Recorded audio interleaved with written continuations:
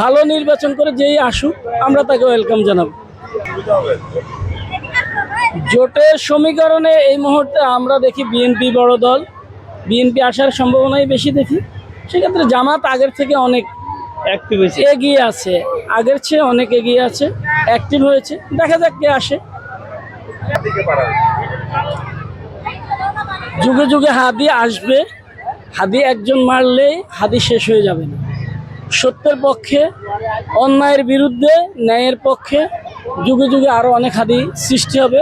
তাকে মারা হয়েছে, সে যেহেতু সত্য কথা বলে, মুখোশধারীদের মুখোশ উন্মোচন করে, দুর্নীতিবাজদের দুর্নীতির বিরুদ্ধে কথা বলে, হ্যাঁ, পালিয়ে যাওয়ার শক্তির বিরুদ্ধে কথা বলছে, ওই দিক থেকে হতে পারে। বা পার্শ্ববর্তীতে ভারতীয় আধিপত্যবাদের বিরুদ্ধে কথা বলছে। সবচেয়ে বড় জিনিস হলো এদেশে ভারতীয় আধিপত্যবাদ। ভারত যুগ যুগ ধরে আমাদেরকে ঠকিয়ে আসতেছে।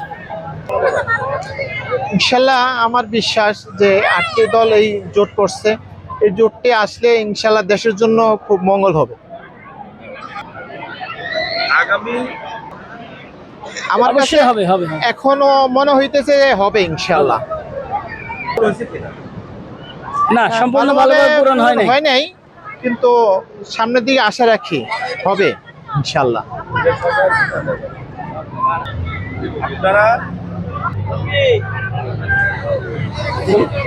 জনগণের উদ্দেশ্যে এটাই বলতে চাই যে আপনারা সৎ মানুষ, ভালো মানুষ, যিনি আপনাদের উপকার করবে, যিনি শিক্ষিত যোগ্য লোক, আপনারা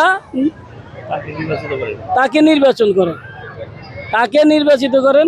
আপনারা মার্কা দেখে শুধু ভোট দিন না, যোগ্য লোক দেখে ভোট দিন।